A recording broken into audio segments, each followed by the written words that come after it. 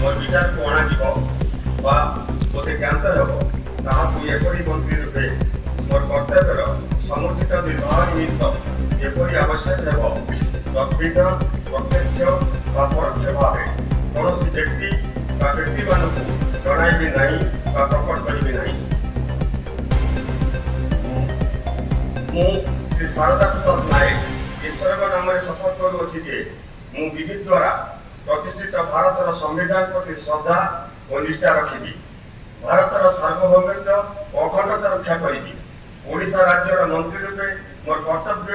ଶ୍ରଦ୍ଧା ଓ ଶୁଦ୍ଧ ଅନ୍ତଃକରଣରେ ନିର୍ବାହ କରିବି ଏବଂ ବିନା ଭୟ ବା ପକ୍ଷପାତରେ ବିନା ଅନୁରାଗ ବା ଦୋଷରେ ସବୁ ପ୍ରକାର ଲୋକଙ୍କ ପ୍ରତି ସମ୍ବିଧାନ ଓ ବିଧି ଅନୁସାରେ ନ୍ୟାୟ କରିବି।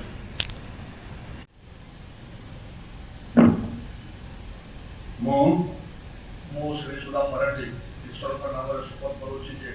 ଯେଉଁ ବିଷୟ ରାଜ୍ୟର ମନ୍ତ୍ରୀ ରୂପେ ମୋର ବିଚାରକୁ ଅଣାଯିବ ବା ମୋତେ ଜ୍ଞାତ ହେବ ତାକୁ ଏପରି ମନ୍ତ୍ରୀ ରୂପେ ମୋ କର୍ତ୍ତବ୍ୟର ସମୁଚିତ ନିର୍ବାହ ନିମିତ୍ତ ଯେପରି ଆବଶ୍ୟକ ହେବ ତଦ୍ଭିନ୍ନ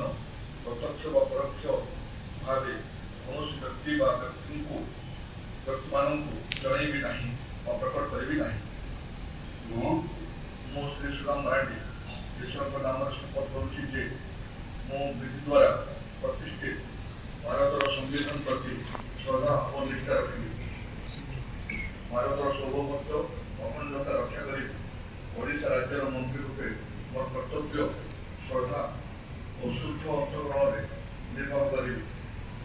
ଏବଂ ବିନା ଭୟ ବା ପକ୍ଷପାତରେ ବିନା ଅନୁରାଗ ବା ଦେଶରେ ସବୁ ପ୍ରକାର ଲୋକଙ୍କ ପ୍ରତି ସମ୍ବିଧାନ ଓ ବିଧି ଅନୁସାରେ ନ୍ୟାୟ କରିବି।